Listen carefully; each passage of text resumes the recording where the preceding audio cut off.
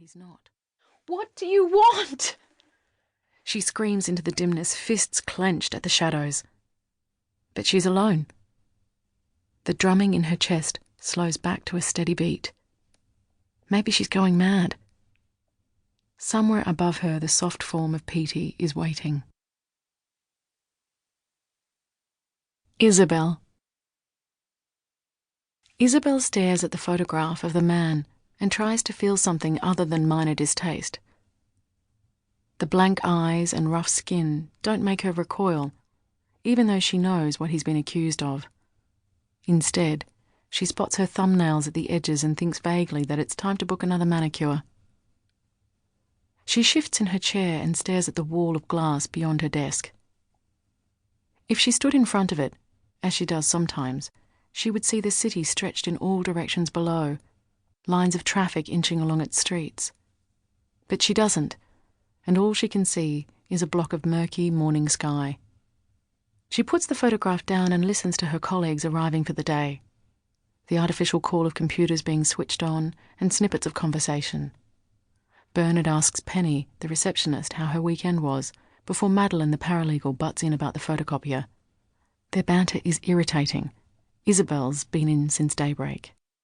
"It needs a new cartridge," Madeline continues. "Huh, good luck with that," Bernard laughs. He should really stop sauntering in with the admin staff each day if he wants to be taken seriously. Easy charm only goes so far.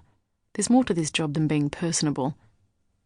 She pushes a slip of hair behind her ear and tries to ignore the fact he reminds her a little of her mother, guileless, with something sharper beneath the surface. It makes the chatter more irritating. "Some people work to live, Belle.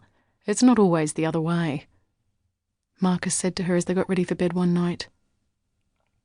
He was able to reduce things in a way that both irked and consoled her, creating a small tug-of-war in her chest.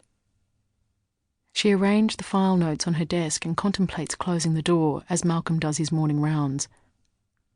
He is operatic in asking about Madeline's Saturday night. She replies, too loudly as usual, that it was awesome. It won't be long before she realizes that doing the rounds is Malcolm's way of keeping a tab on things, and she'd best tone it down. Knowing this is gratifying. After almost a decade at Wesley and Hoop, Isobel's finally attuned to the place. She knows, for instance, that despite Malcolm's bravado, the other partner, Andrew, has the last say. She knows, too, that Penny runs off reams of colouring in pictures for her daughter after work, that Bill the cleaner uses the staff espresso machine before his shift each morning, and that Bernard has a diary of their colleagues' birthdays on his computer. He showed her once, leaning in close to point hers out. She wonders at times what her colleagues know about her, apart from the facts. The old guard will remember how quickly she was promoted to senior lawyer, and anyone could tell you she sweats buckets for the place. Some nights her head barely touches the pillow. Luckily, Marcus understands. It's one reason their marriage works. They want the same things, and mainly got them too.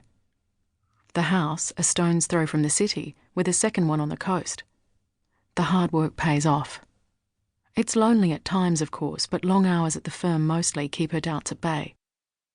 The winter sun breaks through the clouds for a moment, streaming across the ash-grey carpet past the filing cabinet to the sickly pot plant in the far corner of the room, where it casts a leafy shadow on the wall. She watches it, picks the photograph up again and lets the office drop away. The air sharpens and she begins to notice small details that might support her case. Beneath the man's roughly shorn hair is an old scar, an injury inflicted in childhood perhaps, a small vulnerability, or sign of abuse that might garner sympathy. She doesn't doubt he's committed the crime, but it's her job to defend him, even if he is an evil bastard. Over the years she's learnt to push everything else aside. She's defended men in expensive suits accused of assaulting their girlfriends, violent hooligans and youths who thought they were invincible until they finally knocked a family of 5 off the M1. This client is the genuine article, though, a real piece of work. He should sicken her, but men like him keep her in business.